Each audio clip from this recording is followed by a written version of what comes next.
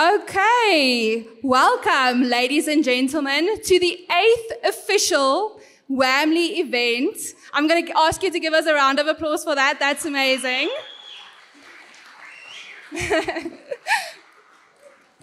I am so thankful, and the whole Whamly team who is observing you from over there, we are so thankful that you came here tonight and that you chose to spend your Thursday evening with us.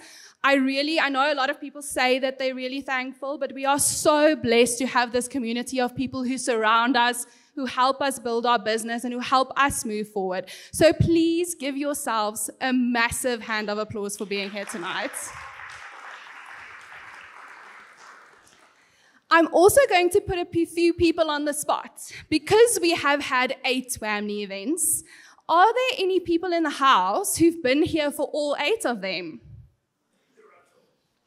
I know of 2, so if they aren't putting up their hands, I'm going to single them out. Where's Stian? Amazing. There's Stian from Ocean Basket. And then I know Annette has singled that she's only been here for 6, but we are going to say 8 because that's officially what we have on record. So Annette Breedke from Momentum, thank you so much for supporting us every single time. And then for all of our clients, those of you who we see come back every single time, thank you out of the bottom of our hearts for being here.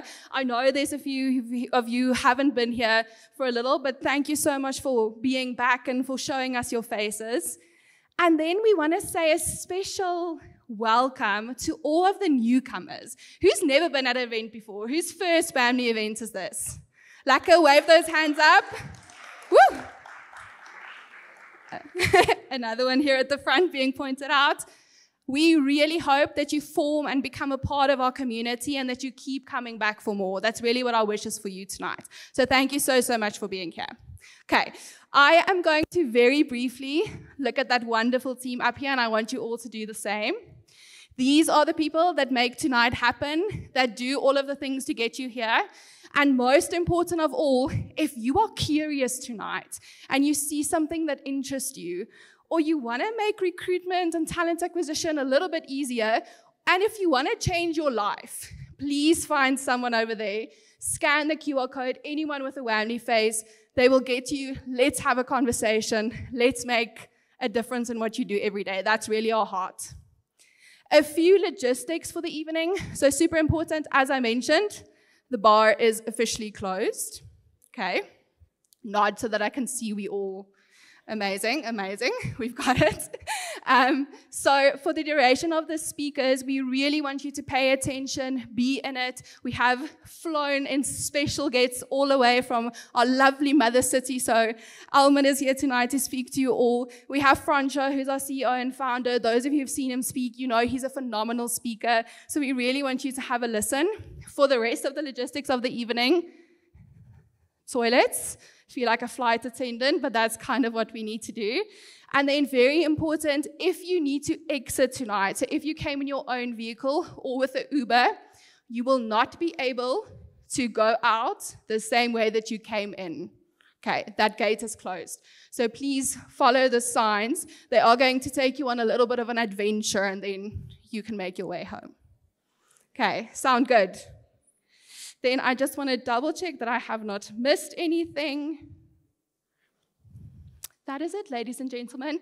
It is my honor to welcome the CEO and founder of Francois, of Whamly, Francois, to the stage to get us started tonight. Mooi, B. Oh, Bianca, you were doing so well. So well. Shane B was telling me, Fran, I'm so stressed, I'm so nervous. You did amazing. Thanks, B. Oh, I have missed this. Standing in front of you, lights dimming my eyes, but seeing a full house. Thank you so much. I want to iterate what Bianca said. It's phenomenal to see old faces, new faces, clients. I'm super excited to see so many hands go up from newcomers. Well done for coming. Obviously, our marketing is getting better. Thank you so much for being here. It's an honor standing on the stage once again for the 8th time. I want to thank Mark Sham in his absence. He opened up a tryst in Cape Town last night. Okay, so there's a second tryst. So this is being streamed. Mark, I'm not expecting you to be there, but if you are, let's give Mark a hand. People often ask me, I always say this, why do you do this? It's a tech business. You're all about tech. Why events? And the reason why we do this is we fundamentally believe as WAMLE that HR community in South Africa needs to connect. We need to create a space where we can actually come together and have conversations. There are beautiful conferences across South Africa annually where thousands of people are there, and you actually never really get to stop and have a conversation. And so 3 years ago, when we did the first one, we said, let's create a community where we give back value, where we have like-minded individuals that come together, that share an experience. We've had phenomenal success stories from this community where successors find new roles inside this hall, where colleagues get to meet each other. I saw an example here tonight where someone said, "Oh, are you Elman? Finally, I get to see the face." And those small little nuggets, that is why we do it. It's to bring together individuals that can have a conversation, get value from the evening. And yes, we've got slides and we've got trends and we've got Elman speaking, but the most important thing for tonight is you. Fostering a connection, meeting old colleagues, seeing new people for the first time, and then switching out numbers and building that relationship. So that's our heart behind this event and why we do them and why we will continue to do them. In 2025, we will now for the first time bring the WAMLE event to Durban or KZN as well. So if you have colleagues or friends in Durban, please let them know we're on our way there. We had our first one in Cape Town last year. And this is the second time that we're doing a repeat. So in 2024, we had the trends, and Devandre, where are you? There he is. Devandre was our keynote speaker last year. Can you believe it's a year? A year. You had that sparkling suit on, right? You looked so good. So it's so cool to be back.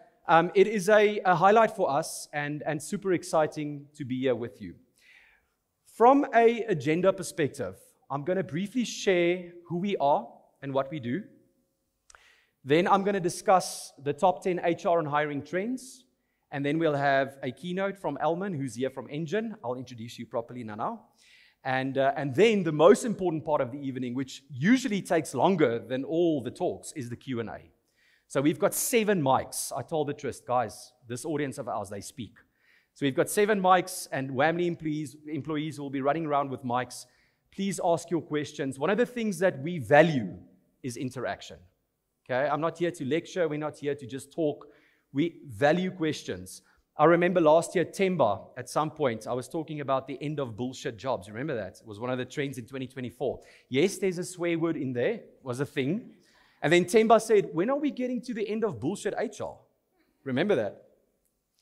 That's an example of the audience feeling safe and vulnerable to share and ask questions. So I want to encourage that again tonight. Deal? Great. Let's get going. By the way, I will be sharing these slides. Okay? So if you want to take photos, last year we had a whole aisle here snapping every single slide. If that's your vibe, that's cool. Do it. But I will be sharing the slides with all of you and so that you have them. So who are we? What's the WAMLE story? So 2019, I resigned from the company that I started my career, and I had this burning fire, this itch, this desire in me to start something. And at the time, I looked at the talent landscape, the hiring, specifically the talent acquisition landscape, and I became curious. Because at the time, there was a disconnect for me around all the steps in the process and hiring managers being unsure around, but the psychometric results aren't talking to the interview Fran that I saw, and it's not speaking to the reference of the cousin in the organization really liking Fran, so why are we not hiring Fran? And at the time, I was like, okay, let's start something. Let's bring video interview to South Africa from a local perspective. So that's where WAMLE started. And we started with video interview. The beautiful English word is asynchronous. And the brand grew, and the following grew, and the clients grew, and we reached literally 147 countries, which is incredible, and I'm so thankful. And to the WAMLE team and everybody here in the audience, thank you. Some of our clients have been with us from day one and still sitting here.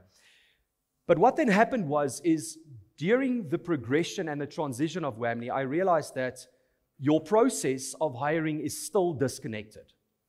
And video interview is but one part of the process. So you've got your job board, you've got your ATS, you've got your video interview, you've got your psychometric provider, you've got your background checks provider, then you're into onboarding, performance management, and companies I've heard and spoke to, some HR teams touch 15 systems in a week, 1-5. Anybody in the audience that touches more than 5 systems in a week? There's one vulnerable hand, second, third, thank you. Okay.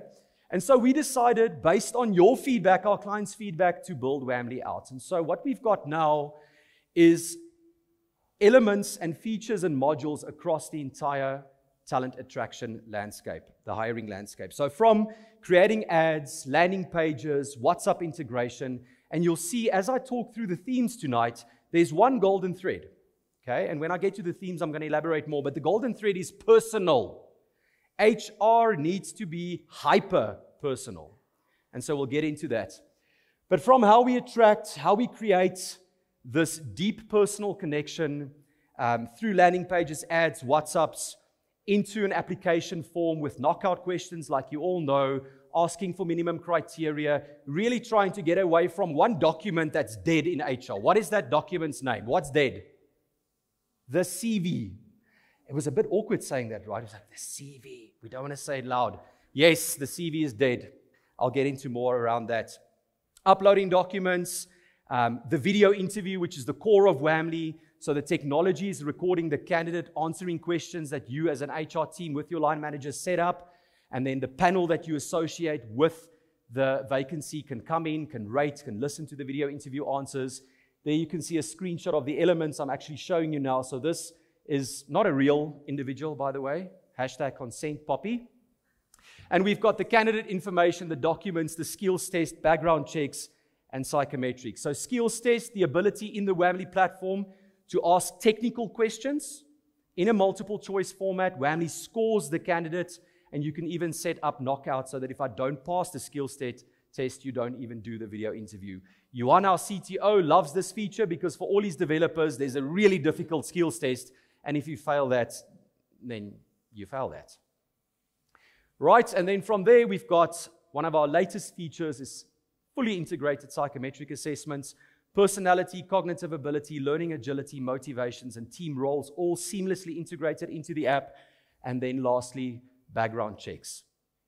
Why? I know that you are obsessed with data. We know. And that you need to make data-informed decisions. And it's really difficult to do that if your data is all over the show, right? Do you agree? Okay. Do we need to get some shots? Joking. That's the first point. The second is reporting. Reporting, analytics, and insights. Again, you'll hear Elman say tonight, AI and the world of AI is useless without data. Okay, and so we need the data to be able to feed it into these beautiful technologies that I will be alluding to this evening. And so having all your data in one place really is the vision and the continuous development of the Wamly journey. And I'm so thankful to say that in 2023, we won Tech Startup of the Year, and we've reached 140 countries, and we're impacting candidates' lives, because ultimately at the heart of it, and there are representatives of a company that I'm going to share a story. Hello, Jackie, welcome. It's good to see you. There are representatives of a company that I'm going to share a story about right now. I won't single you out, but about 3 years ago, the exec phoned me, and she said, Fran, I need to tell you the story. We just appointed a candidate who sat and did a Wamly in an informal settlement on a paint bucket with a Huawei phone, applying for a call center role, and we hired this person. And that's at the heart of what we're trying to do as a business, is to give opportunity for people who don't have the latest iPhone and uncapped internet in Sandton the ability to apply for a role. And to seamlessly, through mobile or computer or tablet, give you their information and let the tech make it easy for you to hire better people faster. And so reducing time to hire and improving the quality of your candidates is what we're all about. And I want to iterate what Bianca said. Thank you for the clients in the room. We really love you. We really appreciate you. We won't be where we are without you. So thank you so much. Thank you. So tonight, however, is not about our tech. for those of you, and I saw so many hands that are new, I wanted to orientate you. Tonight really is about 2025's HR and hiring trends. Now, before I get going, let me just say this. Oh my word, there are a lot of trends. Guys, I researched and read and ChatGPT'd, and then I Gemini'd, and then I Grokked, and then I went back to ChatGPT and I put it from 3.5 to 4. And it's just really hard to pick 10 because there's so many. And so what I did is I picked the 10 that I thought would interest you. Okay? So you won't see a slide on mental health tonight. You won't see a slide on don't hire for the CV, hire for skills. We know this. You won't see a slide on talent mobility. You won't see a slide on succession planning for the future because there's a talent war out there. We know there's a talent war, right? Especially in South Africa, the talent pool is this big, and we're all fishing in the same pond. Yes? I heard someone say the other day to me, Fran, we're just recycling talent. And I thought, that's a very sexy way to say we're poaching, right? Recycling talent. Love it. Okay, so the 10 I picked aren't the 10. Those are the 10 that I thought would interest you, that will spark a cool conversation. Again, I'll send you all of this. I broke them down, 5 in hiring and 5 in HR. Okay, so the first 5 we'll talk about is in talent acquisition. The next 5, general HR. I'm very excited to be sharing some cool phrases. Last year, my phrase was bullshit jobs. This year, there's one around catfishing. And I'm Afrikaans, by the way, so this is a barber, is a catfish, for those Afrikaans speaking in the house. And I still don't understand why it's a barber, but maybe someone can help me afterwards why the English word catfish. There are words like micro-retirement, which I spoke about a bit in the build-up to this. But really, from a themes perspective, to summarize, to orientate you, this is what we're looking at. The talent landscape, the landscape that we are hiring in, searching for, attracting, is being transformed. Yes, of course, by AI. A trends event won't be a trends event without the word AI being repeated probably 780 times. Okay, so you'll hear AI a lot. But Elman is going to speak to us about, okay, but what now? Because in the research, there's an interesting thing that comes out around AI, and that is we are bombarded with AI everywhere. Do you agree? On the radio, on podcasts, on the news, like everywhere. But then we're like, okay, what do I do? How do I work with it? And then we end up using ChatGPT to check our spelling. But there's actually super cool stuff out there. And so, yes, it's transforming talent acquisition and HR, but there's also this big theme around, as I said earlier, the personal touch, the human inside all of this and how we work together. We're moving from resumes to real-time skills.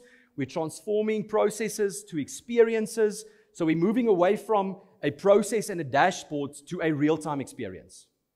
And how do you engage your candidates and your line managers and your colleagues with this experience theme that comes out? Generative AI we'll speak about. We're going to speak about employer branding. I can't wait for that trend. I think it's number 3 or 4. But the difference in how we think about our EVP and our brand. I love that trend. I can't wait to share that with you. We're going to speak about digital twins. Have you heard of that? Digital twins? I'm so glad 1,000 hands didn't go up right now. Digital twins, it actually comes from marketing. It's now made its way into HR. We're going to speak about career catfishing, the barber. And we're going to speak about the balance. It's a fine dance, and it will remain a fine dance between the tech and the human. Are we ready? Okay, let's start. Trend number 1. This trend is the foundation and the baseline of everything I read. Professor Dieter Veldsman, who's now in the Netherlands, AIHR, and many other colleagues and peers speak about the massive emphasis that we as the HR fraternity have around our own skills with working with technology. Our analytical skills, our skills to interpret data. We're moving away from human intuition to human interpretation, data interpretation. HR is moving away from touchy-feely. Why do you want to study HR? What's the one-liner that comes back? I want to work with people. Guess what? You're probably going to work more with people if you're a CA than if you're in HR. Okay? So there's a shift that needs to happen for HR to be more analytical, more data-driven, and to be able to deal with the complexity of all the systems that your exec buys. Okay? Let's go back to my example of that logo down in Cape Town. It's not Engine. 15 systems on a weekly basis that the HR department needs to touch. Can you imagine the ambiguity and the anxiety if my capability does not match the complexity of being able to deal with all those systems? And if these systems don't talk to each other, right? I block out the entire Friday afternoon because I'm in Excel, because my exec wants a report. Who's that person? Be vulnerable. I'll give you a Whamley shirt. Thank you.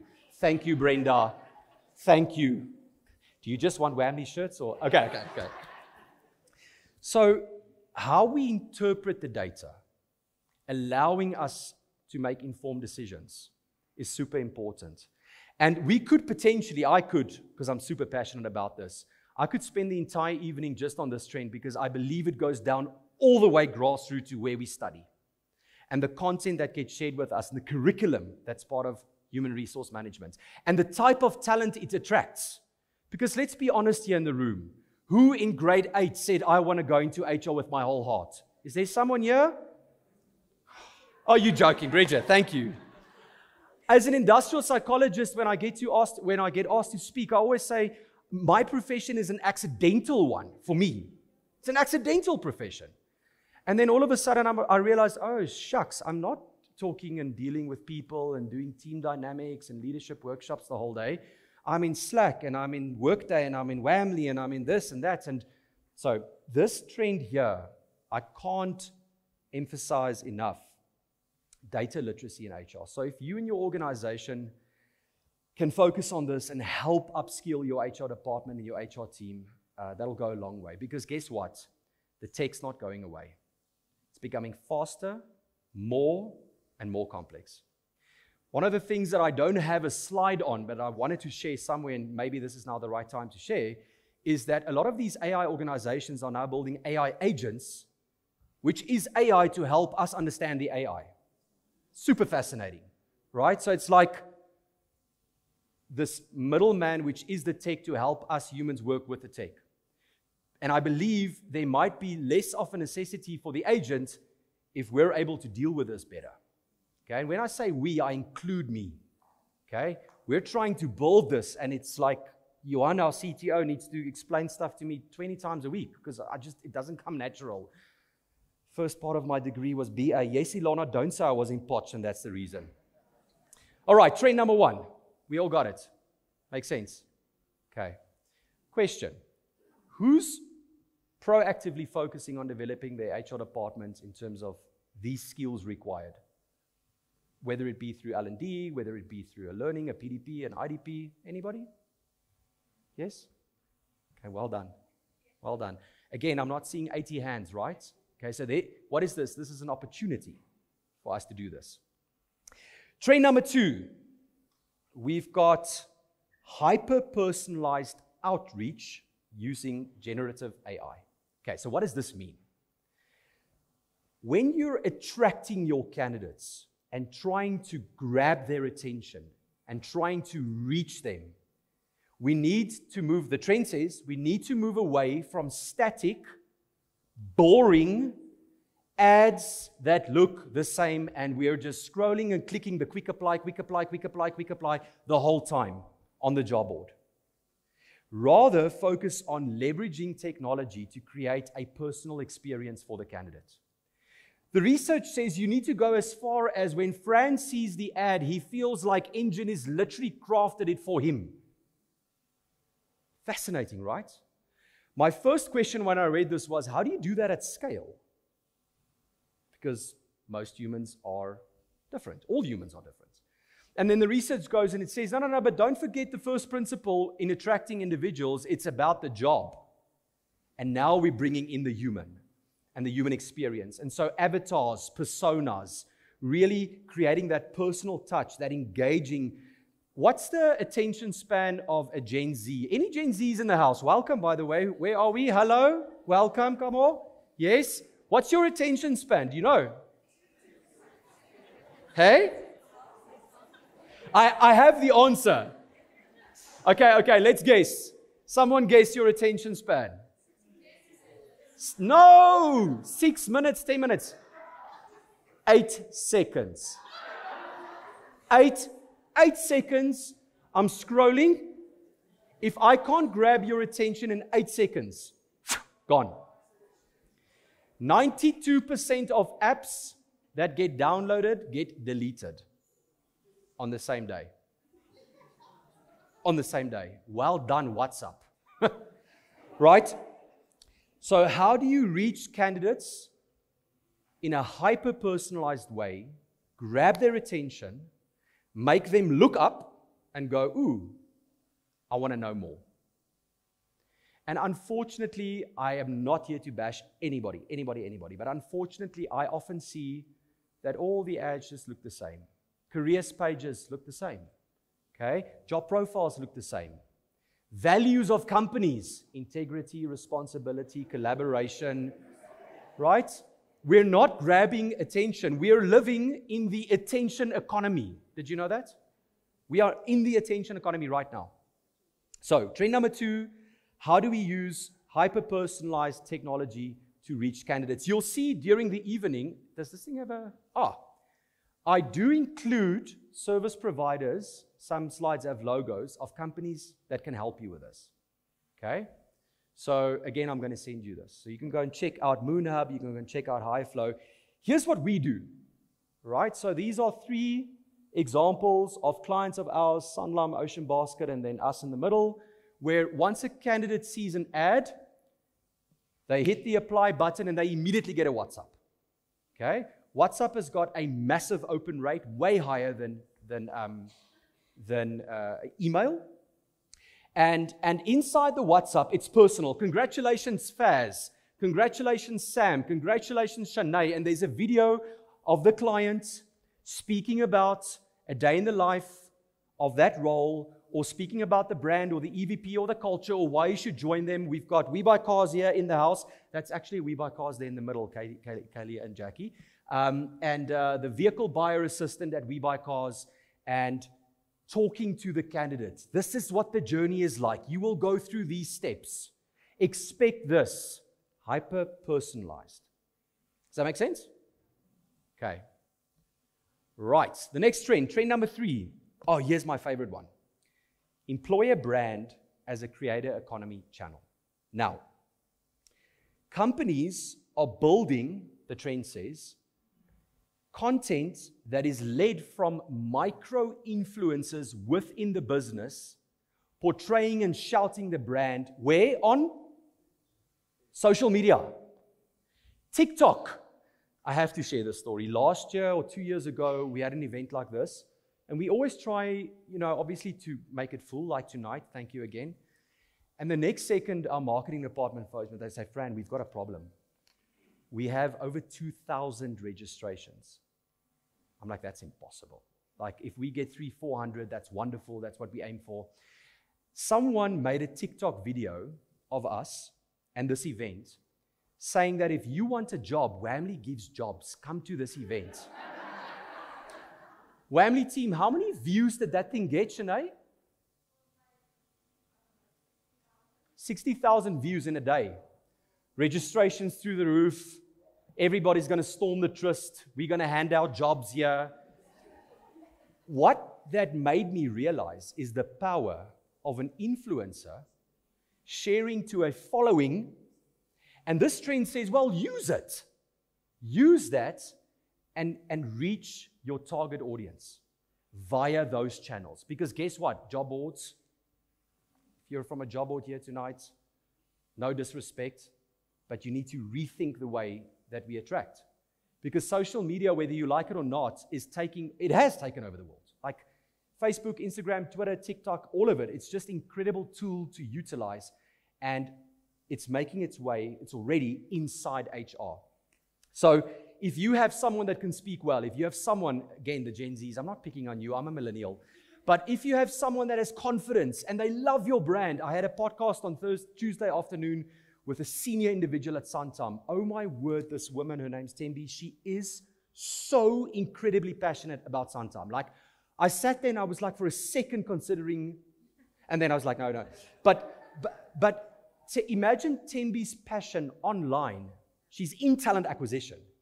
Imagine her passion online attracting young individuals. She calls it the orange juice. Yellow, not orange, yellow.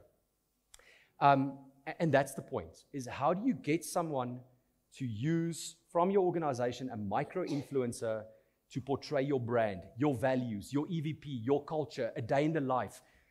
You know, the problem with values and culture and EVP is we mirror to the outside what we think the audience wants to hear. This trend is saying, get me someone on the inside to tell me how it is there. And what a beautiful channel to utilize social media to do this for you. Anybody doing this? Yes. Share. How are you doing it?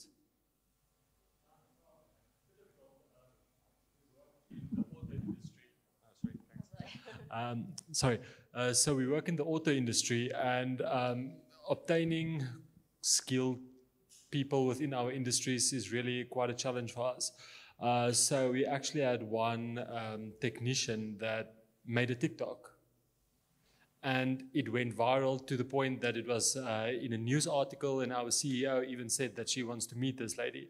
So wow. Yeah, Nati really did us proud, and especially being a female technician, that's really something that stood out. So yeah, amazing. In that way, TikTok really helped us. Social media really helped us in expanding and our brand as well. So fantastic, really great for us. A woman technician using TikTok, brilliant. That's exactly this trend. So let's be vulnerable here. Raise of hands. Who does not have TikTok? Yeah. Okay. All right. Let's. You don't. I'm not. They didn't pay me to say that. But yeah. I mean, I'm 38 now, and you know, it's hard on TikTok. Like I went down a rabbit hole, and the next second I don't know what's going on here, and like. So let's get the professionals to help us. But really, the trend is we are living in a creator economy. It's all about content, the attention span of 8 seconds, utilize the platforms out there, change the way you are thinking about attracting talent. Yeah. All right. Are we still good? Am I going too fast? Fantastic. Trend number 4. AI augmented career pages and job ads. Okay, let me unpack this. Super interesting. The research says that our career pages and our job ads are boring and static. They're not dynamic.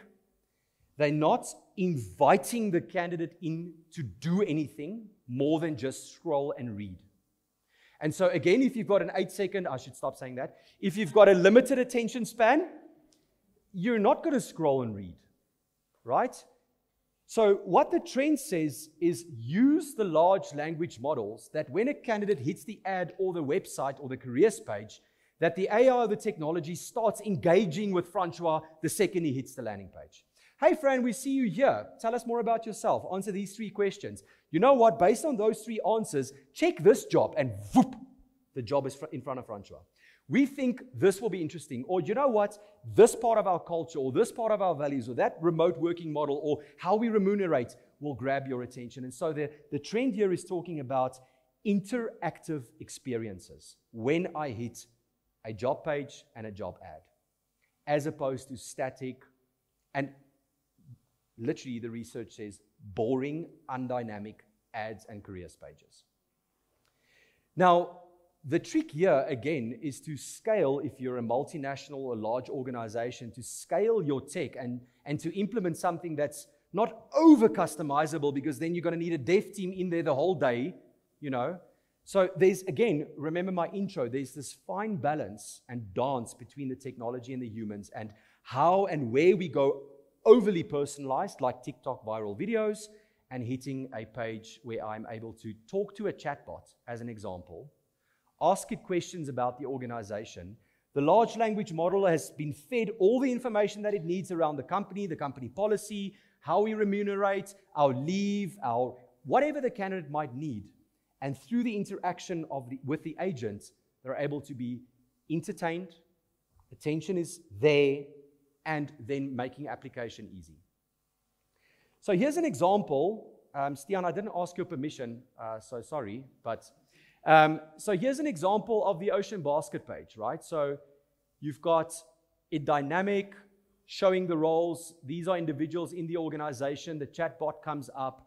The candidate can talk and ask questions to, yes, her name is Wamela Anderson. And understand why to pick Ocean Basket. What roles are available? What are the locations? And this is just an example of this trend. So what's the emphasis here? Think about the candidate experience from ad to looking and watching the TikTok video to hitting the careers page and how they engage from the word go from an experience perspective. Is it an experience that I want to stay on this landing page, yes or no? Okay, digital twins. So, any questions on Trend 4? Questions or comments? Remember I said I love interaction. Let me not grab your attention there. Comments or questions on Trend 4? No? All right, we'll circle back. Yes?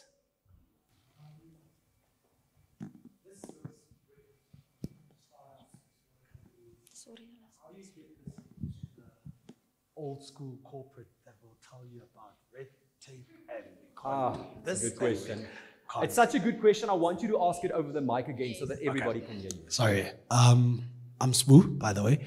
So my point was, this looks amazing to start up smaller companies, but the older generational companies that a majority of the people are legacy bought. How do you get this message into those type of companies or organizations? Everybody hear the question? Okay. How do we get the future-focused tech that the Trends is talking about into older legacy red tape? I think you used the word red tape organizations. Fantastic question. Your question is valid across every single technology conversation that we are either going to have tonight or tomorrow or in a week's time or in 2 years' time. It is a very valid question, and your question has got to do with, firstly, I'm going to answer it from my opinion, okay? No textbook answer. What is the leadership mindset in your organization? What is the behavior that leaders are driving in that organization? What is the budget that's being allocated to HR? Okay? How serious does business take this conversation around attraction, engagement, and experience? Because if all of those answers are, we're not there yet, then this is going to be impossible or really difficult. And you're going to need a disruptor. There's one individual in the audience, Yolandi, I'm going to single you out. Hello. She is probably one of the most incredible disruptors I've ever met in my entire career. We are friends now. But when Yolandi comes into an organization, she creates chaos. Okay, that's her thing. She's brilliant at it. So Yolandi needs to come into your organization. And then she grabs these, usually men, and she skits them. Right? That's a bit of tongue-in-cheek, but the point is change management, leadership behavior, the org culture, the strategy behind why we're doing this, and then how you clearly articulate and communicate that from the top to the bottom. Because ultimately, if you don't have the buy-in, it's not going to work, right? And then, unfortunately, think BlackBerry, think Kodak, think Blockbuster. Where are they today? Yeah? They're not here. Nokia, not here. That's the reality. Yes, Alman. No, I just want to add on something. So you can finish. I just want to add on something that really works, right? So if you want to introduce new tech, we also always have to understand, sorry guys, HR is there to help the business, right? You want to make your executive committee, even the old school guy, wants to make more money. He wants to make more profit. So inside your business, as we speak, there is an executive that's got a talent problem. So that is going to be your next champion. You go to that person and say, let me understand your problem. Okay. What I'm going to do, let's run a pilot. I think I've got a solution for you. Not for everyone, for you. Let's solve your problem. It's going to cost, because it's only a pilot, this amount. This is what we're going to try to do.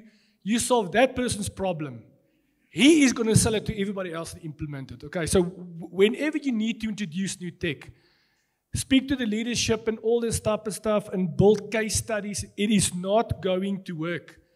You need to find someone that's got a problem. And you solve it for that person, that executive. And that executive become your champion and drive it through. Brilliant. Okay. Brilliant comment. So Thank you. that's Brilliant an example. comment. You see why we flew you up. All right. So those were the first 4, and this is the last HR trend, hiring trend. And then I'm going to go into the 5 HR trends. So digital twins of ideal candidates. Now, this is a marketing thing.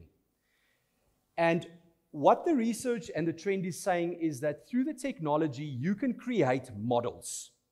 Well, they call it twins, of what defines success in a particular role.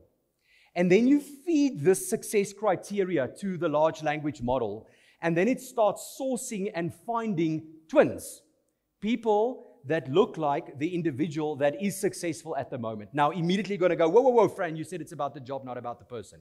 You're right. But when we are building the model, we are not building it from the individual's perspective, but rather from the characteristics, the traits, the competencies, the skills, the experience, the knowledge, the deep persona elements that makes this individual successful in that particular role.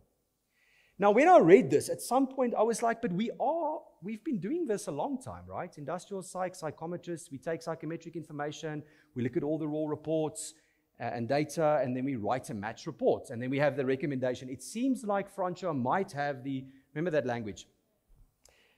What this trend is saying, welcome to the world of AI, I can do that with 10,000 people in an hour. And so the power behind the twinning in this trend is the speed at which the technology can do it once you feed it the accurate information. Now, at some point, Elman is going to show you a slide tonight, and I said it earlier, I'm going to say it again. The AI is useless without the data. Okay, so this trend here is crucial in training the algorithm with the right data. The good news is you can pivot and change and give it more information and take stuff out and put stuff back in. It's not like I hit the ground running with my characteristics, and now at some point I realize I failed and now I'm stuck. I'm not. You can retrain it and retrain it and retrain it. That is what generative AI is. It's continuously retraining itself. And so these digital candidate models are being built through the technology, creating the algorithm that goes and finds you the twin. Cool, ne? Okay. I still don't really know how, okay, which is part of my comment earlier.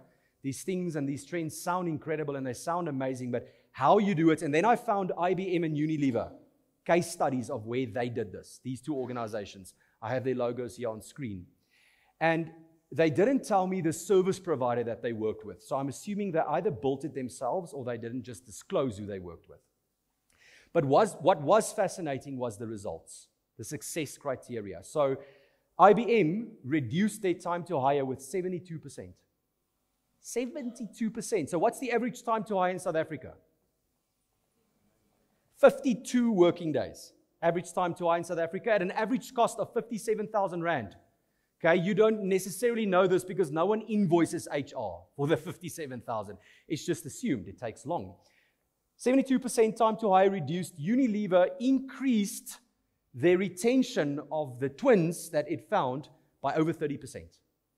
Okay, so those are some serious metrics if you think what the tech can do in terms of twins and models. Super, super cool. Any questions on twinning and modeling? Comments? Is anybody doing this? Are you building twins in you're on it?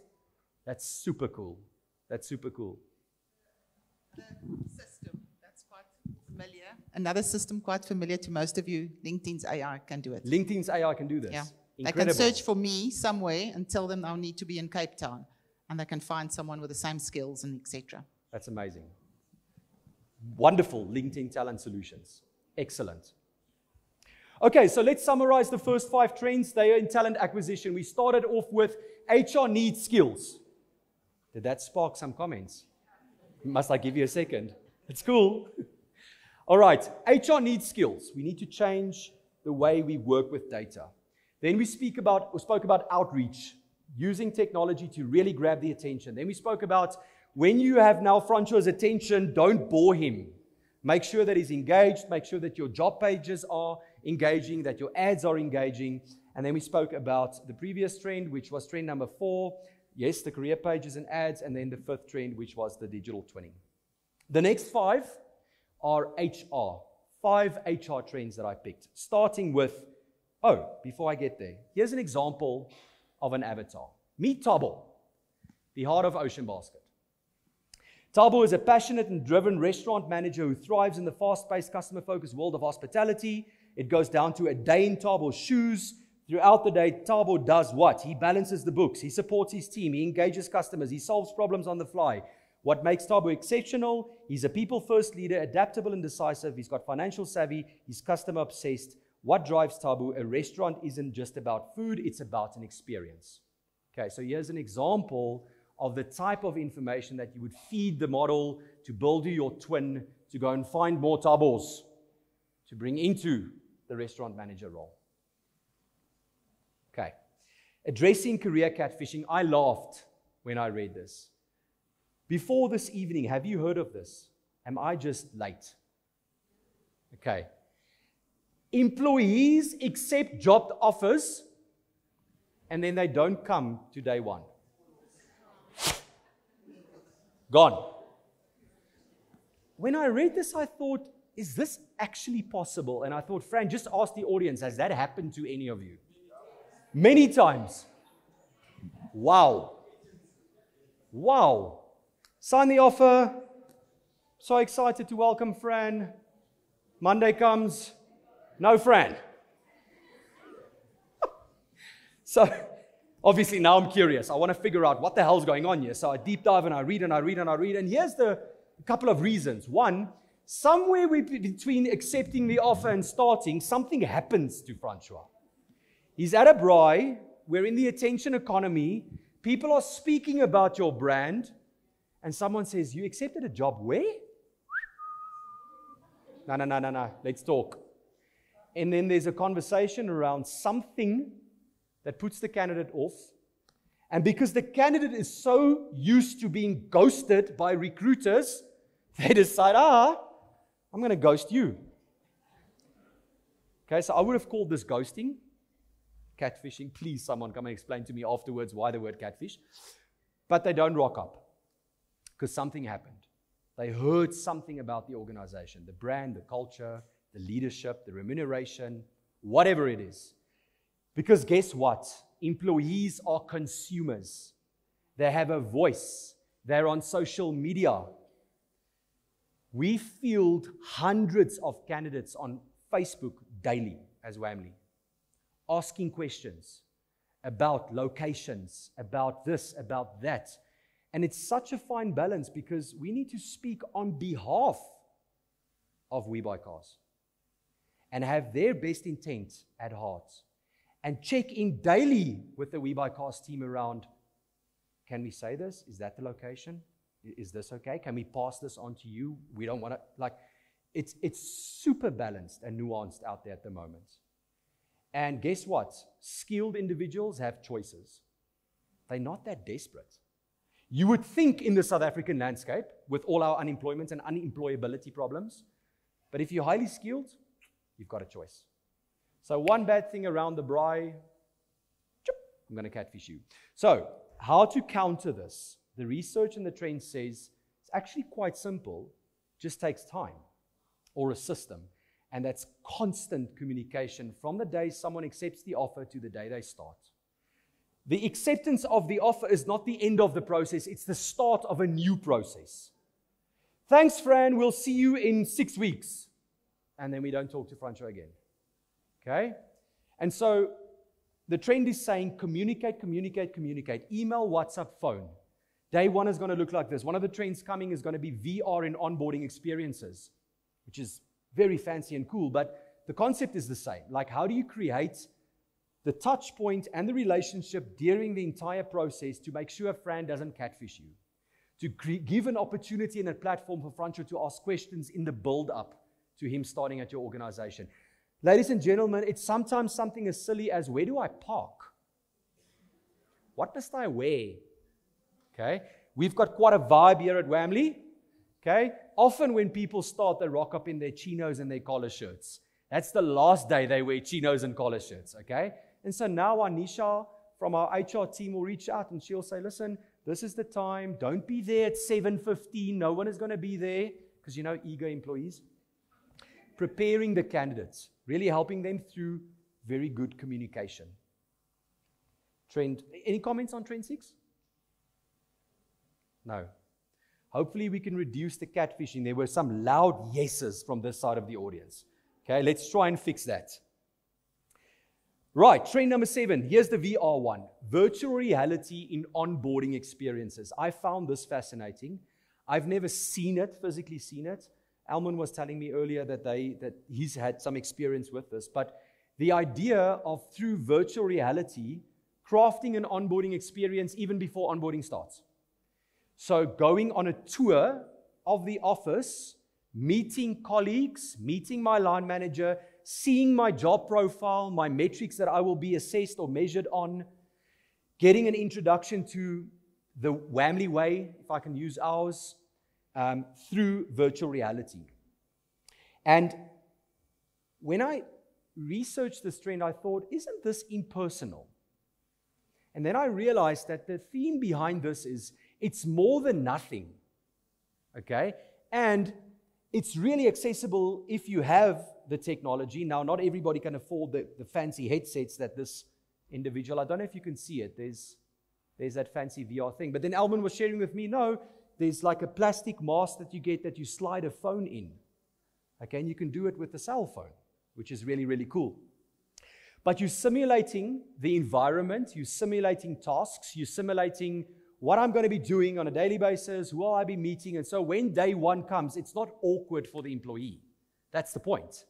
Like, oh, I've been in here. I know where the kitchen is. Oh, this is what my line manager looks like. Hello. That conversation around the job description is just easier because I've seen the information. I've been on the tour. I know where the toilets are. And so, yeah, virtual reality. Anybody using VR in their organizations? Super cool. How are you doing it? Is it okay for me to ask what organization? Hey, I don't want to say the Hey, you don't want to say the name. Passionate. No, I'm very passionate about the organization. So we ran a pilot around, we used the goggles and all, but what we did, we simulated the building on day one. So the new joiner would actually walk the journey through a lift. So you'd go to the first floor where you get your access card. You go to the floor like 7, hours 7, where your team would be sitting and you'd have an avatar coming back to you and greeting you. So it's almost like your manager greeting you and actually saying, Super cool. Welcome to day one. And then it will give you a journey for the next 2 days, 3 days, what to expect. Stunning. So yeah, Stunning. it was the pilot, yeah. Well done. That's super cool. And it's Well for done. Old Mutual. It's for Old Mutual. Yeah. Okay. Amazing. Thank you for sharing that. Mambu.io is creating gamification in performance management. Now, I've got quite a mouthful to say about performance management because I've just seen it all. From the traditional twice a year in Excel, sitting with my line manager, 6-point scale drop down, okay, to chucking it out completely and we're into coffee chats. Okay, it's not real performance management, it's coffee chats. To into, you know what, it's not performance management, it's performance enhancement.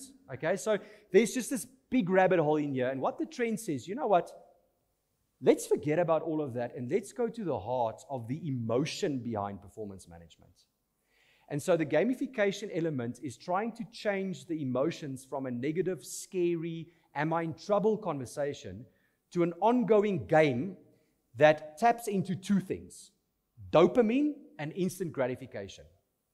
So in this world of gamification and performance management, I am continuously able to earn badges, earn points, be on top of the leaderboard. That's linked to remuneration in terms of vouchers or taking my Whamley coins and getting a Whamley shirt. If I have enough coins, I can go to Sun City. If I'm second, I can go to Warmbad. And what the research says is actually this is increasing engagement, job satisfaction, and retaining employees and taking the sting away, the connotation around performance management. Now, we have to go back to why does this construct exist, right? we aren't all NGOs. We actually need to move forward as a business, and therefore we need our employees to perform, right? That's why we pay them. Okay, but what the gamification says is it's making the experience of being measured pleasurable. Because guess what? Most people like to win. It's in our nature. And the second you compare people and it's visible in a friendly environment like a leaderboard, it's not cool to see Fran at the bottom. Okay, and I know why.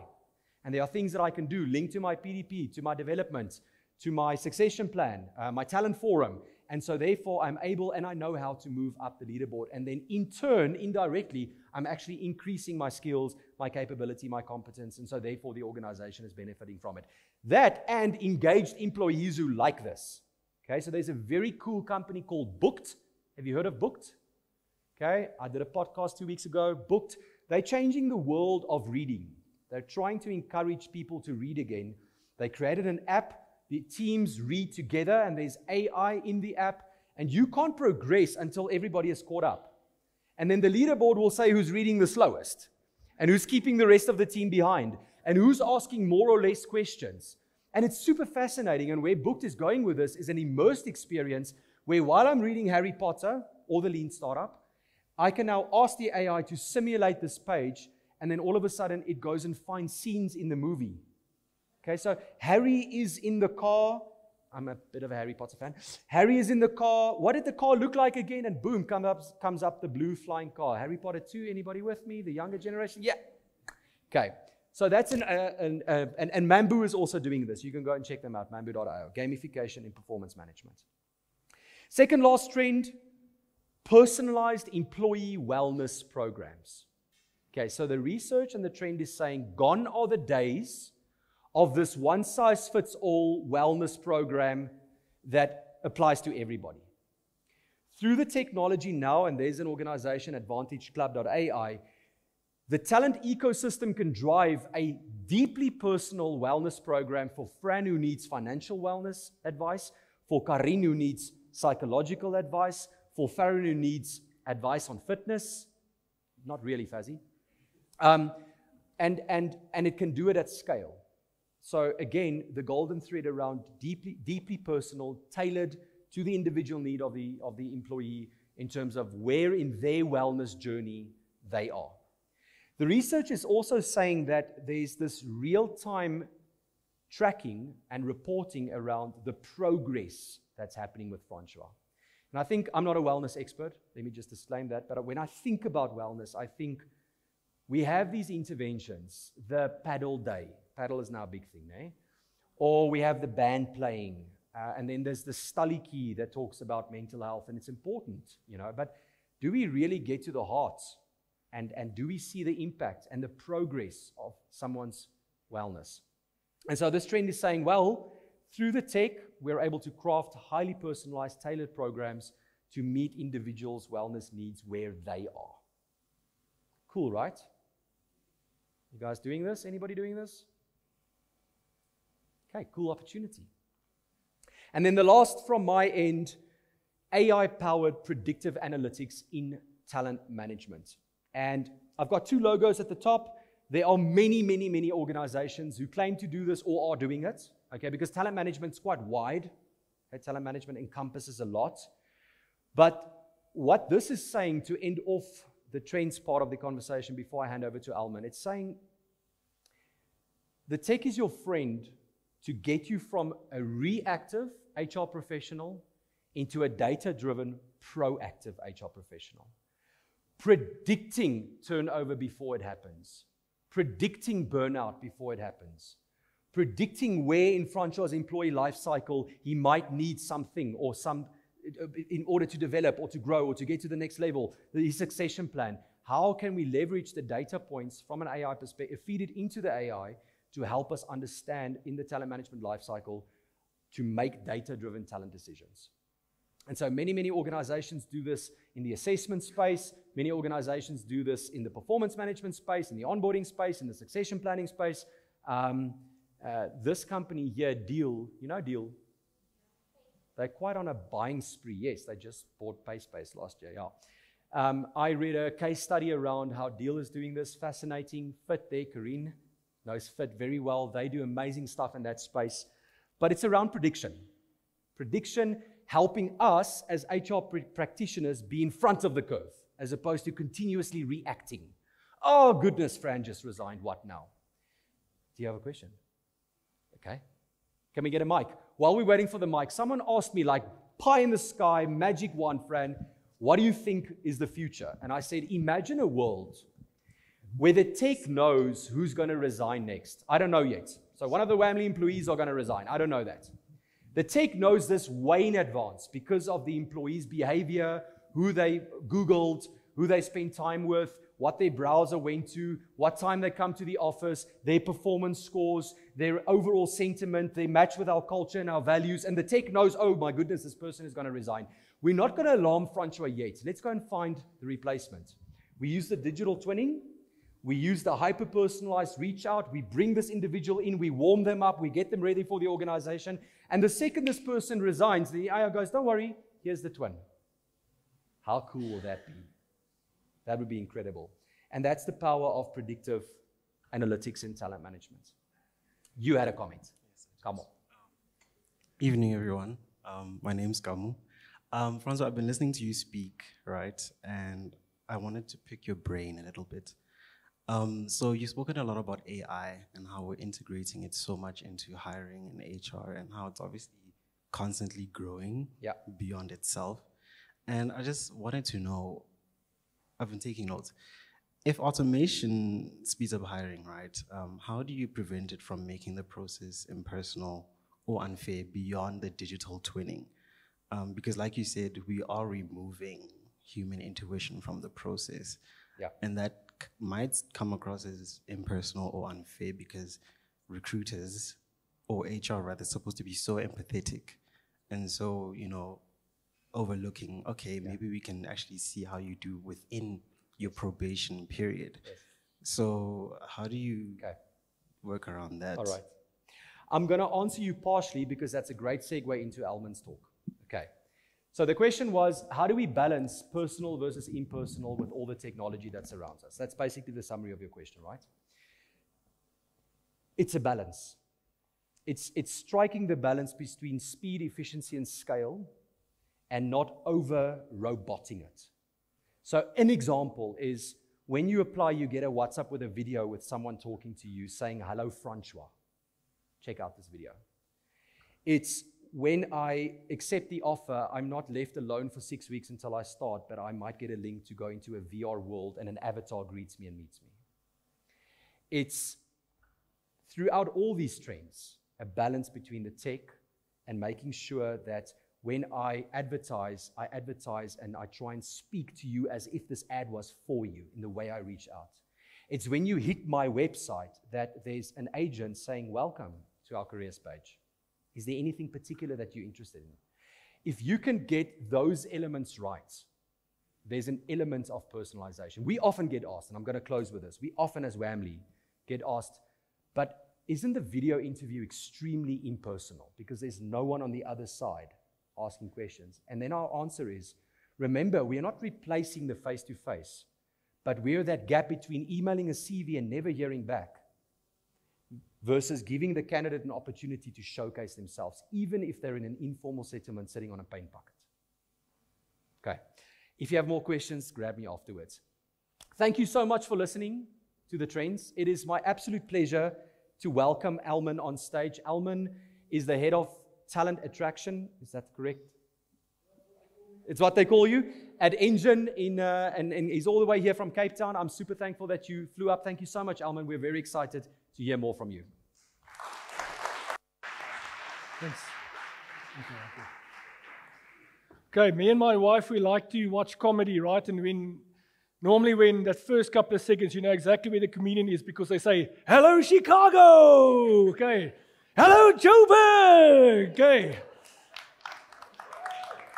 It's awesome to be here. About a month ago, I gave a class exactly on implementing artificial intelligence within HR. It was 8 hours. So when Francois asked me, okay, please do it in 10 minutes, I said, dude, I'm gonna try. But I just want to answer you a bit about how I would help us personalize, right? So at this moment, let's be honest, because an HR individual, whether you're in a center of excellence or HR business partner, you can't speak with every employee all the time, right? We are treating our employees the same. We are not treating them like humans. We are treating them as a number on a payroll somewhere. When they've got a problem, yes, then we want to be human and look after them. The rest of the time, they're a number. So imagine this, okay? And this is, I'm going to show you how I can help with human intuition. Sorry, I didn't get your name, sir? Carmel. Okay. So Carmel, let's say I go up to my computer, I open up a random email. And I said, read this email. This person sent me email. How am I going to respond? How would you know? If I give you 10 emails, if you have to guess, I would say he'll be maybe 10% accurate, 20% accurate, because he's literally thumb-sucking it. Okay.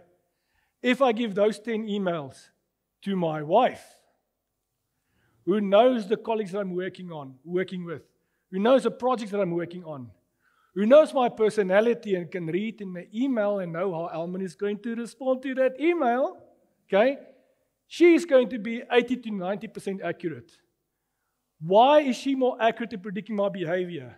Because in her mind, she's got 15 years worth of Elman knowledge. There's Elman data in her mind of 15 years.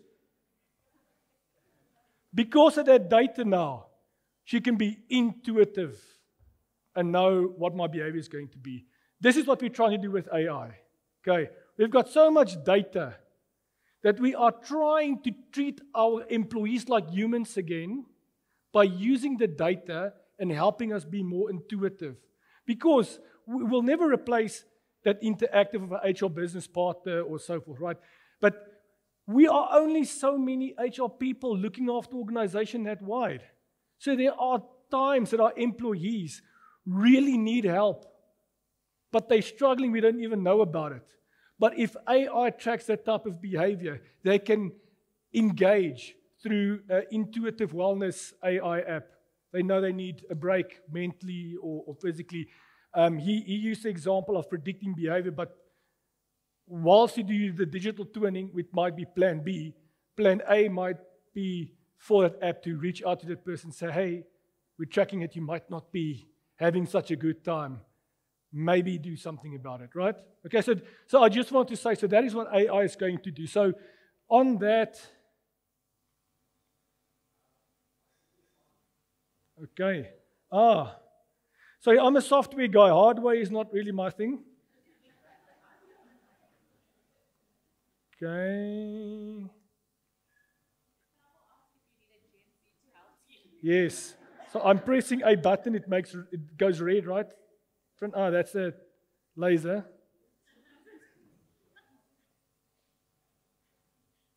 I'll say to the guys done this 1,000,000 times.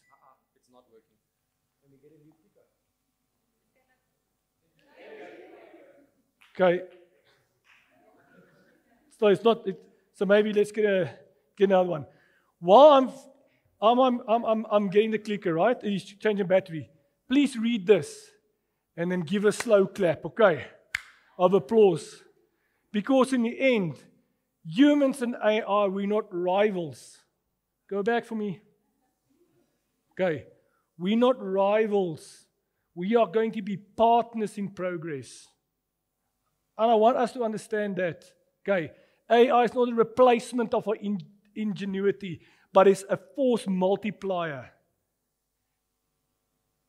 Whether it's HR using all this cool stuff, or you give AI tools to employees to become more productive, you are going to unleash their creativity and not kill it. Currently, you are killing it through manual work. You are killing your potential as an HR person to make a difference in people's lives by being bogged down in manual stuff. Man, let the machines do what the machines can do and let us be human. Yeah? Okay. So This is what I'm going to talk to you guys about in 10 minutes. Okay. Now, I've got okay, you're going to, okay, I will do that. So,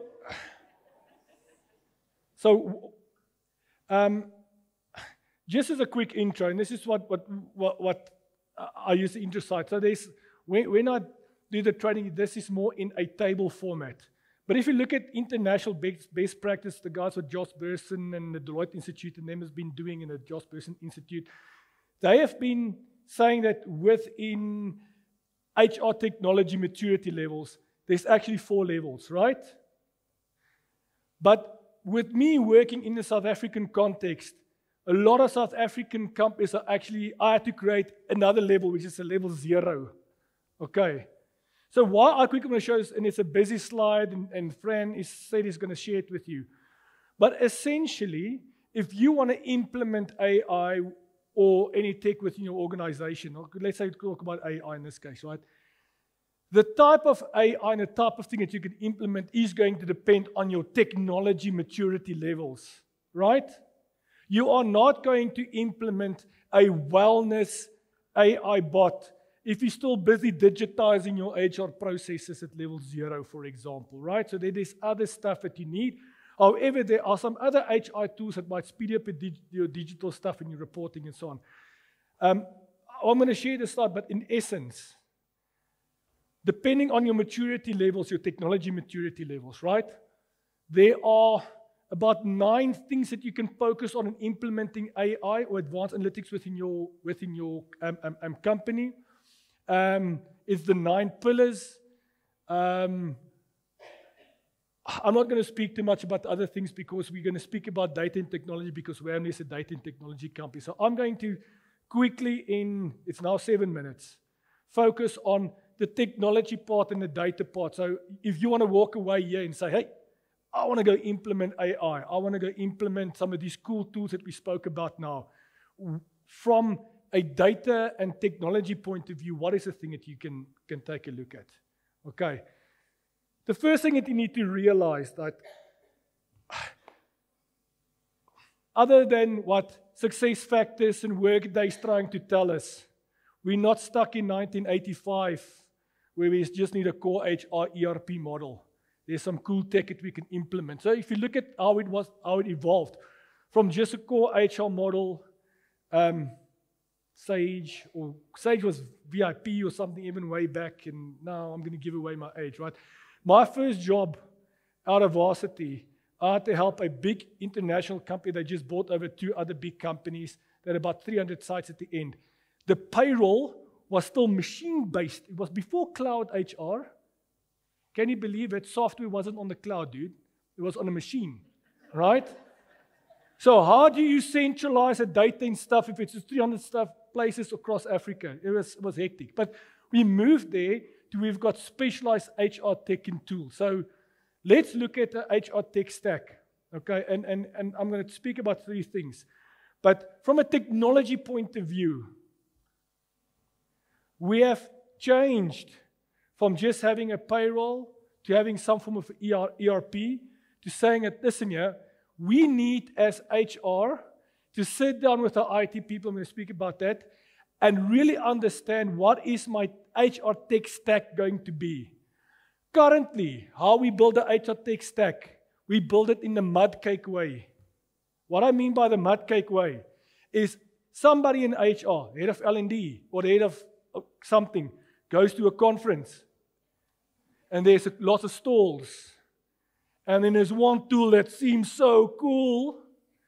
They go and they buy it without thinking how is it going to interact with anything else.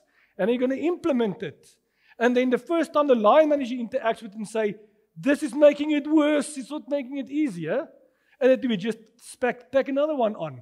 And then we do a performance management one. And then so forth. And before you know it, you've got 15 tools, but it looks like a mud cake. There's no strategy behind it. It's just a mess, right? So the first thing that you need to do is really need to understand that we've moved towards a place where you need to think strategically about your technology. I'm breaking everything, Fran. Yeah.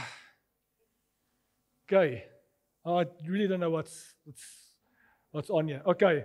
But let's talk quickly then, moving on the tech stack. Wait.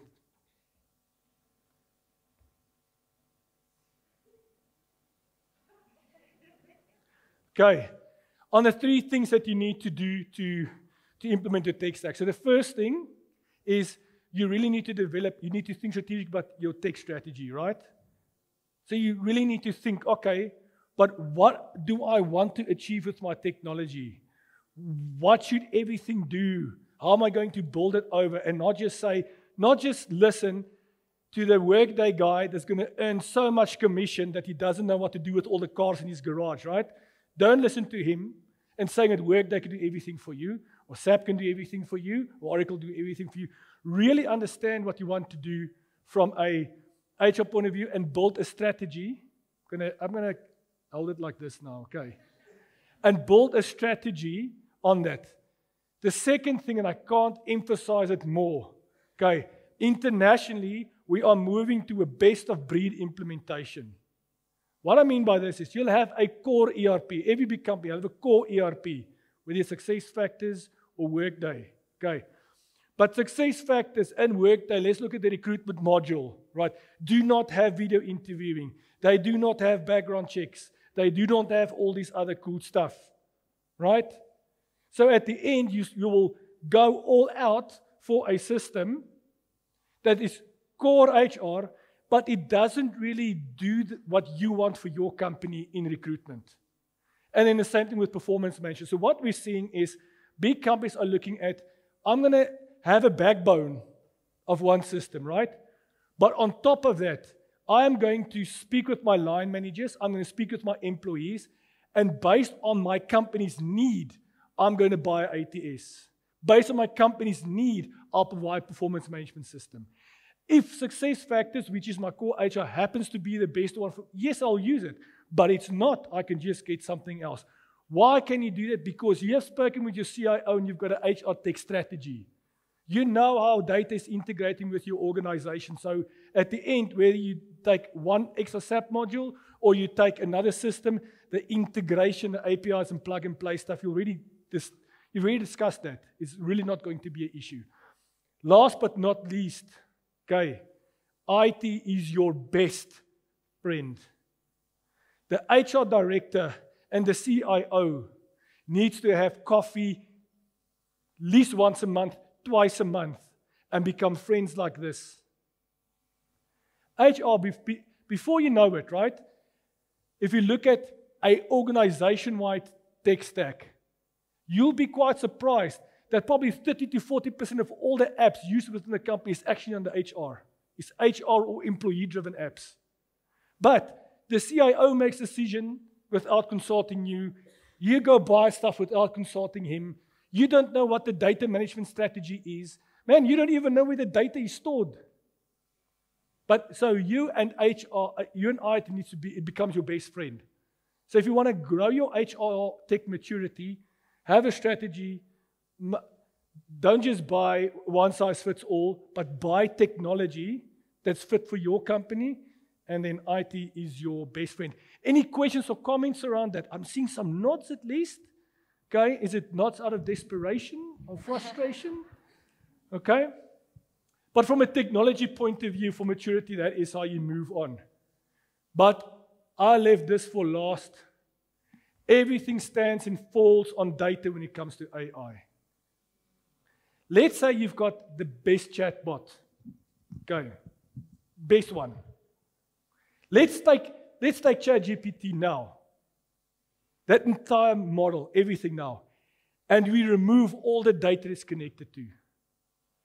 Okay, as it is now, it's going to be static, and in 2 years from now, you won't be able to use it because it's just useless. Okay, if you've got a chatbot and you want to plug in, but you can't plug it into reliable internal data, that chatbot is going to be useless. It's not going to give your employees the right answers. It's not going to do anything. If you want to run advanced analytics and predictive analytics, but your data is not correct, it's going to give you wrong predictions. It's going to increase bias, for example, in hiring decisions or whatever, because your data is not correct. So everything stands and falls within data, right?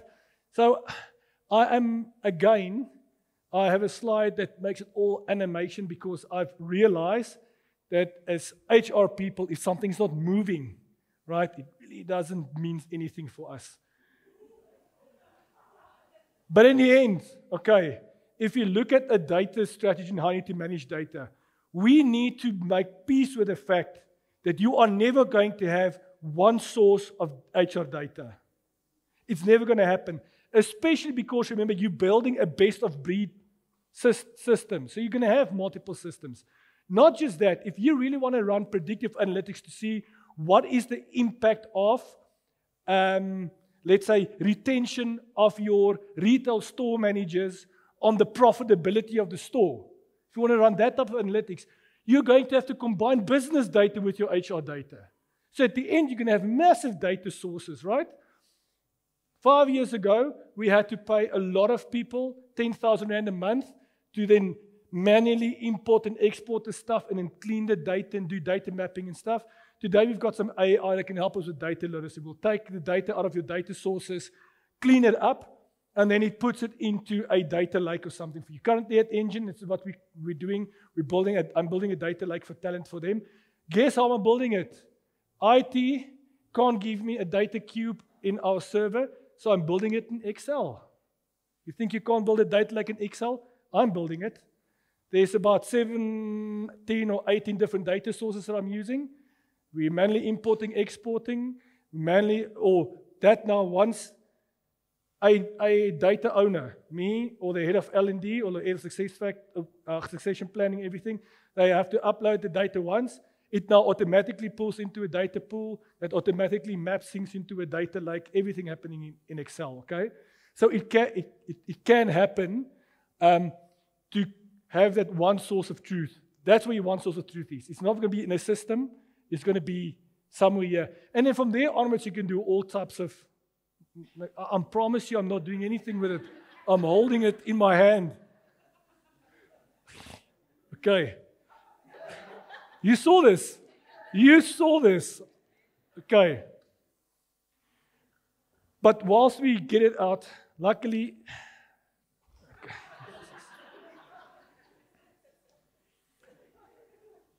I think it's they. Can I get some water or something? Fran, can I get some? So I think it's probably the technology that is intuitive here to say, listen, let's stop talking and we start drinking again. So Alma, get off the stage. So what I can say about the important thing that you can do for maturity, the most important thing that you can do, is you need to look at your data stewardship. In data stewardship, you've got one person, definitely. And yeah, if we look at data governance also, and that all about the security and all those types of stuff, which is important. I didn't speak about that because I can speak for an hour just on the ethics and data security and so forth. I'm literally just talking about data management. But somebody in HR needs to be taking charge of your HR data. In essence, what that person would need to do is to look at the quality of the data, the availability data, and the accessibility of the data. And then based on that, you can see, what is our data clean? How can we get the data clean? Do we need to get data sources? Very importantly, considering the data gaps. When we now started off with this process of consolidating all this data into this data lake, talent data lake at Engine, right? There was a hell of a lot of data gaps. For example, we realized over the years for various policies and procedures, not a lot of people have assessments, psychometric assessments. We just don't. Hell of a lot of people, we don't have the career aspirations. There's a lot of I can't believe it. Only 60% of Engine has been on a training course for the past 3 years. Yeah, the head of L&D couldn't believe it. I said, well, I took your data, I put it shows here. Okay, so 40% of people at Engine, I can't say what is their latest skills, because they probably went on training, but we didn't know it, right? So we need to get that data gaps. Now, if you've got somebody that looks after the data shoot, now we've got the data gaps, now you can see how you can fill the data gaps. By the way, nudge, nudge, wink, wink. Okay, there is a system out there. Their logo is like a smiley facey. that we will now be using to help us with the data gaps because they're customizable with that forms and stuff. So we're not going to use it for internal recruitment, we're going to use it for succession planning, right? So they fill in all these data gaps, but their system has got the ability for me to help fill in data gaps so I can help with internal mobility. So I can use that. Friends, I know you're humble, you don't like to be plugged, but we are using them because I need data. And because the way they're customizable, remember that form in the beginning, as the person goes through the journey, taking them through the WAMLY journey, I can now get the data that I need so that I can make the informed decisions on it. Okay, so there's all the things that your person that's in charge of your data needs to look at. But from a maturity level, there's 9 things that you can do. We spoke about 2, technology and data.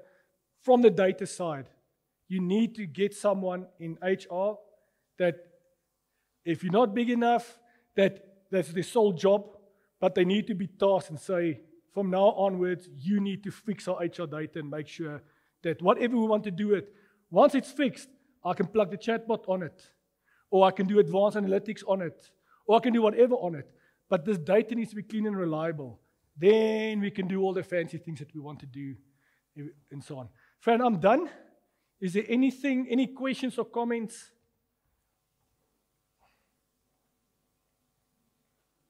On the technology side? Oh, we're going to Q&As now, right? How do I get this on? There we go. Thank you, Elman. Can we give Elman a round of applause?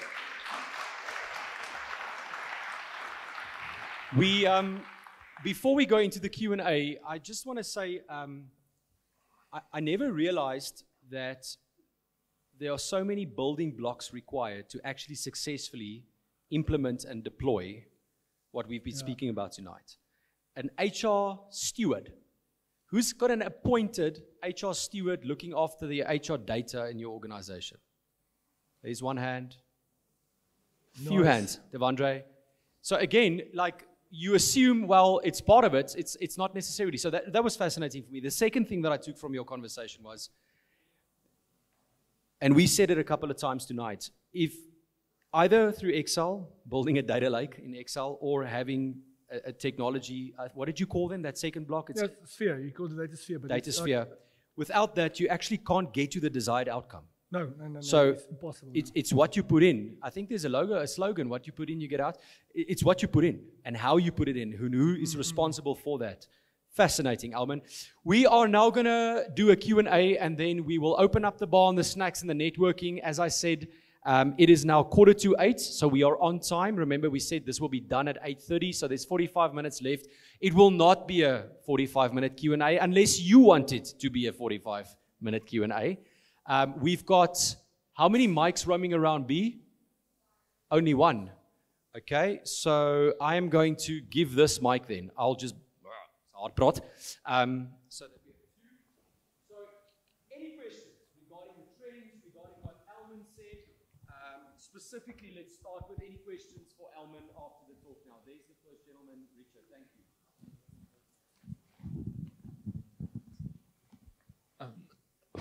Sorry. Fran, this is actually more a question for you, specifically with regards to the performance management. So our company is only enrolling a performance management program now, and we've really had some backlash from management buying into it and seeing it more as a hassle, more as an admin schlep. Obviously, if management's not buying into it, then their employees will also not be buying into it. Another issue we've had is that they feel it's unnecessary, seeing as it's not linked to, let's say, a bonus or any incentive. So the question that we keep on getting is, why is this necessary? The company's been running for so long without it. Why are we trying to implement it now? Especially, as I said, it's not linked to any incentive. So how can we get the employees and even managers as well to change their minds regarding employee performance management and get everybody on board? Before I answer, I want to encourage anybody from the audience that anybody asks a question, you're more than welcome to answer from experience. If that has happened to you, is currently happening to you. Okay, we're all here to learn from each other. So I want to encourage all of you, super happy for anybody to answer that question. I'll give you my take on it, and it was similar to the question earlier that I answered. Why, if we've not been doing it for so long, do we need to do it now if it's not linked to bonuses and it's an admin hassle? 3 or 4 keywords in there that need behavioral change. Okay? So the why, leadership needs to communicate. Where is that decision coming from? I've often seen in my career, let's take Whamly. We've often signed up clients where the wrong person bought Whamly. And that client is not a Whamly client anymore. If the strategic decision to drive change in the organization does not come from a place where they have influence to drive the why down into the organization, you're going to have a tough time. That why needs to be decided from a position of power. It's just how it works. We can call ourselves flat. We don't have hierarchies. There is hierarchies. Okay? All animals are equal. So that needs to happen there first. And then you need a very clear communication strategy addressing the objectives. Okay? Why is this only linked or not linked to bonuses? Okay? Why else are we doing it? What are the benefits that we will see from this? Let's talk about engagement. Let's talk about motivation. The trend was about the gamification in performance management, right? These are the upsides around it. And then a clear communication plan. People often think change management needs a fancy industrial psychologist to do it. It's not the truth. Change management is just clear communication. Okay? Continuous clear communication with feedback loops. Opportunities for employees to be vulnerable and ask questions and give feedback on their experience. And then lastly, I want to say, and then give anybody an opportunity to answer is, if it is a boring, stupid, simple admin system, change that. Okay? Because immediately the conditioning of the mind is, here's another thing that's going to frustrate and bore me. Right? And I don't understand the why. It's not being clearly communicated. And I have to be in Excel. Sorry for bashing Excel. Powerful tool. That would be my take on it. Yes, someone can answer. Hi, I'm Masanyane from PPS. I hope you're all members. Sorry, I had to throw that in. I think my question is actually more for the previous guy because I'm stunned that they're not using performance management to make remuneration decisions. I mean, it's a big input for us. And for that, the business sees it as important to get it right because we base everything about how much an increase somebody's getting, how much bonus somebody's getting. That whole beginning of the year process is based on largely on the performance rating that the person gets. Thanks.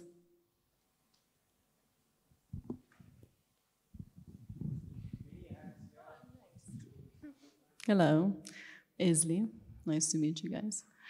I have a different thing, and it's more around, like, because I was sitting here and I'm like, I'm freaking the fudge out a little bit if the company could predict when I want to leave, you know? And like, I was wondering, like, how mature would an organization actually have to be in their culture to introduce an AI like that? Because I was trying to put myself in the position of the employee. And yeah, the company wants to be proactive, but what if I also just want to be a normal employee, having ups and downs, wanting to see what's on LinkedIn every now and then the next moment, there's a very possibly insincere HR person. Hey, how are you doing? Is everything okay? We're seeing you're on peanuts or whatever. Like, so that's the one part. I'm wondering, how do we catch up the culture to be able to accommodate?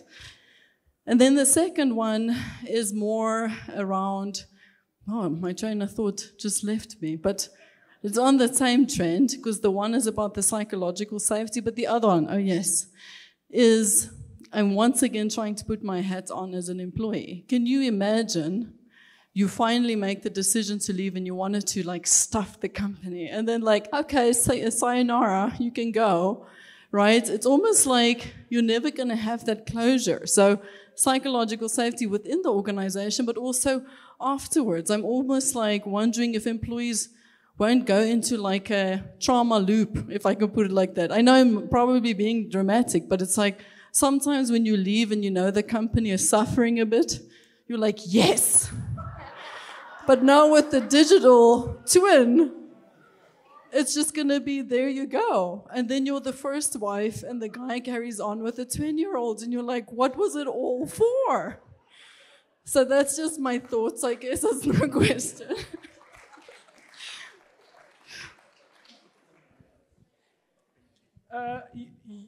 Okay, so I think let's handle the maturity one first. Okay. Those of you that really advanced analytics and know these things, IBM has been using this model. It's now, I think, at a 93% accuracy already. They're 93% accurate to predict who's going to leave the company as a person within the next 3 months, right? They've been using this thing years already, so it's not a new thing. Many companies already using it, okay? So it's not a something that we can introduce, and it's like it's one of the first predictive analytic models and case studies and things out there. It is very important that when you build models like that, it's about weighting. What I mean by this is, don't think that 1 or 2 actions is going to determine if somebody's going to think you're going to leave. IBM, for example, track 78 or 76 data points that they're checking. They're even checking the frequency of communication between you and your line manager, for example. They look at Google Maps, how long you would sit in traffic, because that type of stuff. They look at the scarcity of skill, because if you're a full stack developer, you're going to be headhunted. If you are not, you might not be. Okay, so there's many weightings that will determine if they go forth. But in the IBM case study specifically, and this is where in the 9 steps of the maturity, step 1 is all about governance. One of the important things that you need to do once you start doing advanced analytics, predictive analytics for any reason whatsoever, okay, you need to understand the ethics about that. You need to make sure that there's transparency about how you're going to make that decision. So if an employee comes to you and say, I hear you're predicting stuff, tell me how the algorithm works.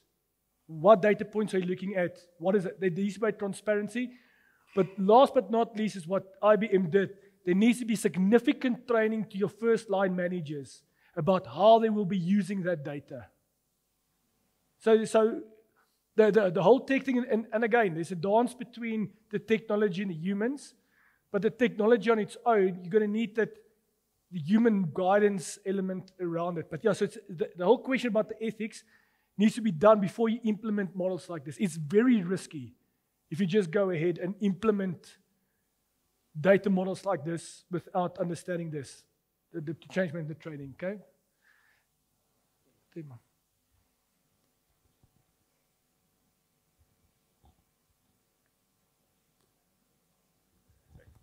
Thank you. And I mean, the data steward role, and with AI, what's the old saying? There's nothing new under the sun, right? Yeah. So we have 200 HR practitioners in the room. How many of you want to be an HR administrator? Right? And you all laugh because it's probably the most junior job in your company. They're your data stewards. They're the people that capture the CVs, the entrance info, the induction packs, and put it all on a system. So here you have a real opportunity to extend the career and the scope of your HR administrators so that they can become data stewards and learn how to use technologies.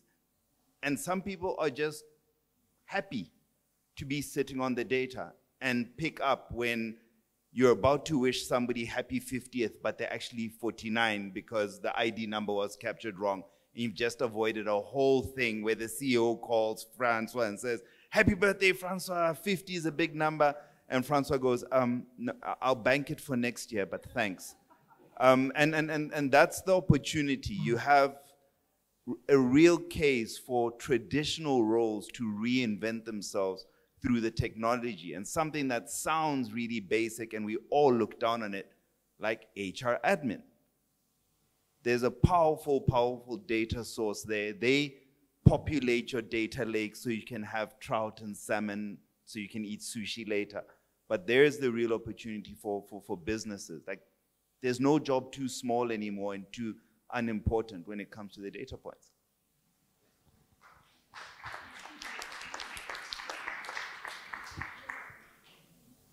Great comment.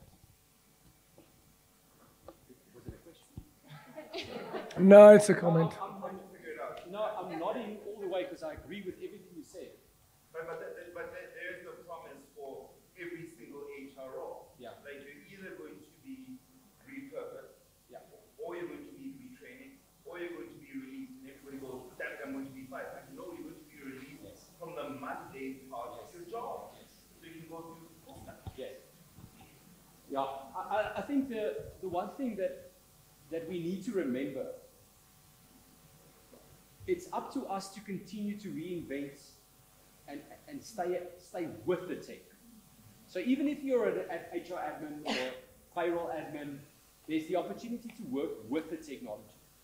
So many of us, and I said this earlier this evening, are scared. I'm scared, right? I don't want to look at Elon's new thing because I just got a grip of ChatGPT, right? So let me just be in chat. But maybe it's much better. And so that curious mind, or the ability to push myself to go and work with it, there's an opportunity rather than the threat to say, because here's the reality, if you are stuck and you're not doing anything, you will become redundant. You will be released. You can imagine with some of the solutions I showed you this evening that if some individuals in the HR department are moving forward, like we're really pushing hard that you shouldn't be screening CVs, right? Like I'm okay to say that out loud. Please don't spend 8 hours a day screening CVs. So if that's your thing, you're going to bounce from organization to organization who's still allowing you to screen CVs until it's 2032 and there's no companies left that allow screening CVs and then you're redundant. So yes, Temba, there's even the opportunity to move with it. Agreed. Hi everyone, I'm Dee. So I just wanted to add on what Temba was saying about the HR administrator. And I think that I have an example of that. So we had an HR administrator on a fixed term contract for about the last 6 months. And we've just employed her as our HR data coordinator. And she is a self-taught Power BI specialist, I would call it. And she's taking all of our data from our new system that we've just implemented and utilizing that to give us insights on making people decisions. So I do agree that that foundation of HR administrator, which is your entry-level role, we have now utilized that to help us gain insight into the business from an HR data analytics perspective. So I agree with him that you can definitely use that role and upskill it into something that can provide the business with so much information. That's such a beautiful story. Imagine the next title, Power BI HR Data Analyst, right? So we don't have to appoint a 75K BA, right? We can take someone, but here's 2 things I'm hearing. And this is really important. Are you as an organization allowing that progression and evolvement and development from someone that was once in a box as an HR administrator? And the individual going, I'm not doing this anymore.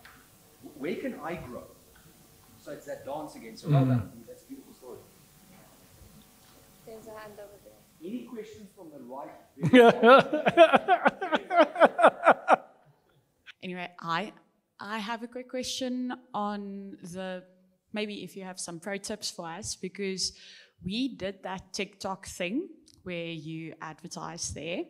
It went really well. We had thousands of applicants, and it was such a mission actually filtering them before we could even send them to WAMLI, because we also don't want to have 20,000 people on our WAMLI and then you have to force them out with a skills test. They shouldn't have been applying. Do you have any pro tips for just streamlining the ad or the content to attract the right type of people that we actually want to hire?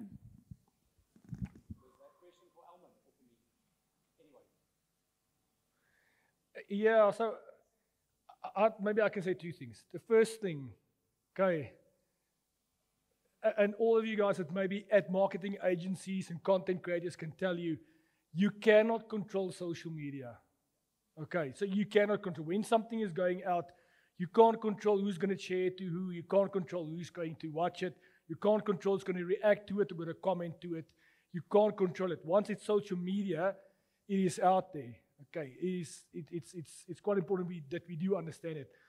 However, you can at least help getting a better hit rate by really curating the video then a bit better. Now, again, it's difficult because if you are looking, especially you create a TikTok video now, to hit the entry-level employee that's going to do a quite generic job, then you are going to get 20,000 applicants because there's 20,000 people that fit that profile, right?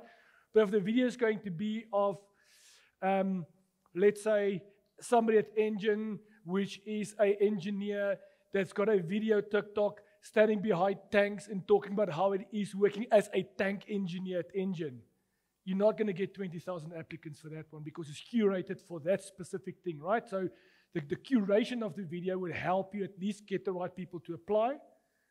But even a tanker engineer thing, if I send it out and there's 5,000 people that just graduated with an engineering degree somewhere and they believe they can do the job, I can't control that. I want to add to that. You made a very important comment there. Before they go into WAMI. And that is exactly the reason why we as a business are building the tech out. Because for 4 years, we were, in most clients' cases, the second step in the process.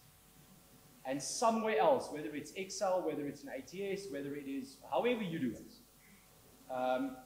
there's an airline that we recently started working with. And before we started working with them, their HR team received 6,000 CVs in an inbox called applications@airline.co.za, right? 6,000 a day. Now, to get the shortlist from there into WAMI, like, I would also not try and attempt that. So that's exactly the point around the other modules that we're bringing in, so that it doesn't matter how many come in. You've got the capability to, by a click of a few buttons, be down to the candidates that match your criteria and then only watch their video interviews and their skills test. Okay. I'm going to force it on the right, yes.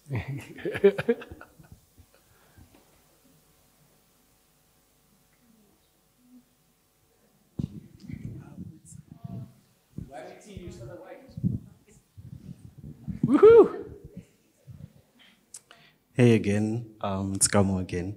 I just have a question. So I've worked with HR teams before, not too much, but like I have, and I've seen what it's like within that space because I do a little bit of project management. And I just wanted to know, because I've seen learning and development teams and the entire HR team sometimes come to us and say, hey guys, we've got a little bit of a task for you guys. Our managers will say, hey, there's an assessment you need to do, or just a little quick task. Fill out your qualifications and everything else that you've done outside of work, even in here, and we'll get back to you. This is for your development if you want to grow outside of your role, if you want to shadow this, that, and the third. But this is a question to everyone in the room. How many of you guys actually get back to everyone or whomever it is that you're hiring for to say, hey, we've got this role, and you reach out to them without even knowing them, but you've seen their profile on SAP SuccessFactors? How many of the people in HR actually reach out if they don't personally know them or just know them because they have a connection or relationship with them? Because I haven't seen that happen before, where an HR team will reach out to an employee if they've seen their CV or their qualifications on SAP, or I don't know what other systems are used in that like field. So how often does that happen? Unless the employee reaches out and says, hey, I'm looking for a new role, I've done this, I've qualified in this is my experience, I've grown, I want more exposure, I want to be on your radar. How often does that happen? I'm going to ask someone in the audience from an organization who's got that experience to answer that question. I can answer it. It's a very difficult question, and I'll be honest. We don't get back to individuals because we also don't want to sell a dream that doesn't exist at the moment. What we do though is pipeline for future roles. And it's actually an exercise we actually did in our organization last year, where I think it was, sorry, I missed your name again, where you have the right stakeholders in the room having a discussion with HR. So from there, we already knew what type of roles are coming for 2025, but we've already built the pipeline from 2024. And all we're doing now is similar to the know who's about to leave, and then you've already got an individual. We've got a pipeline where all it is at the end, they don't have to go through the process all over again. It's just a coffee session with a business unit, and already the time to hire has gone down. So we do try it, but also remember that if Wamley has done video interviews for 200 people and we've taken 20, to get back to 180 people is not easy to do from a human element. So we automate a response to say from a decline, or to say we are pipelining you into this funnel. It actually gives a better communication to the candidate rather than just staying in the cloud and not responding to them.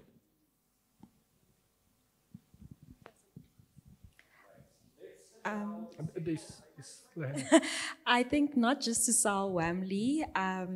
We've used Wamley, things happen, but I think one thing I did like about Wamley, especially with the video interviews, just at a click of a button, you can just say, sorry, you haven't been successful. And you get to, with those 500 people that weren't successful, or 480 people who weren't successful, you can just click a button and just send to all of them and say, apologies, you weren't successful. Please keep an eye on our LinkedIn, whatever, for more opportunities. And then we also do keep on that pipeline for more aligned roles. So yeah.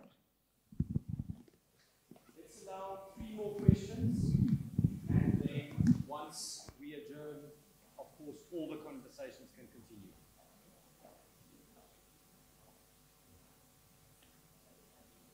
Any questions?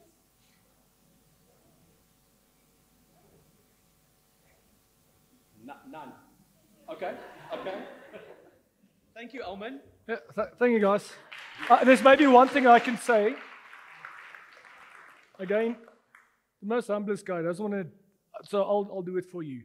Guys, because they're a tech company, right? Francois and them has got a part of the business opened up that helps with some consulting. Okay, so it's a business part of it, so it's chargeable. But please, if you want to understand how to do tech integration, if you want to understand in your business how does data management work, if you want to understand these things, please give Francois a call, and they can help you with that type of system. But as I said, there's strategy behind it, and there's lots of hoops that need to jump through, and database and stuff you need to build. They'll be able to assist you with that, right? Is that correct? Do I understand you correct? Okay. I don't have a mic, but can everybody hear me? All right. I want to start off firstly by thanking Bianca for being such a great MC. Thank you so much, Dee. I want to thank the Wamley team for making tonight happen. There's an individual, she's really short. She's like a little bottle of fire, Sinead, who built slides, who communicated cards, like spoke with the trust, and basically project managed this whole thing for the first time by herself. So Sinead, thank you so much.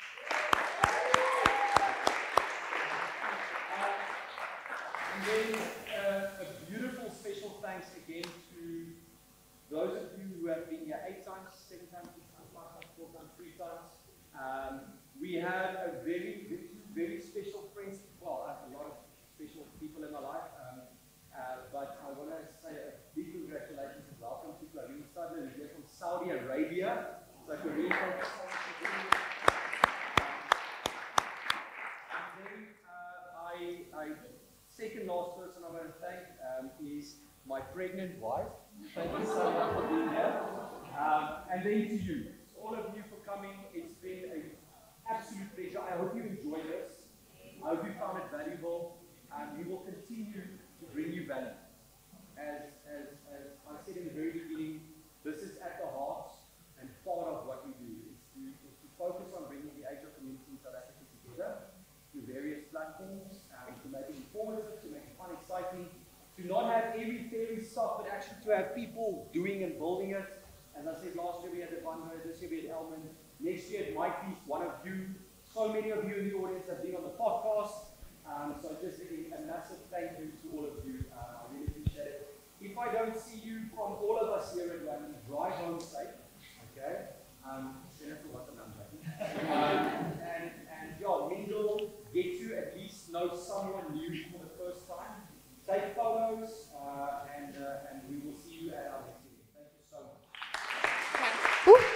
Fransha, before you, sorry, no, we never do this, but we often just forget to thank you.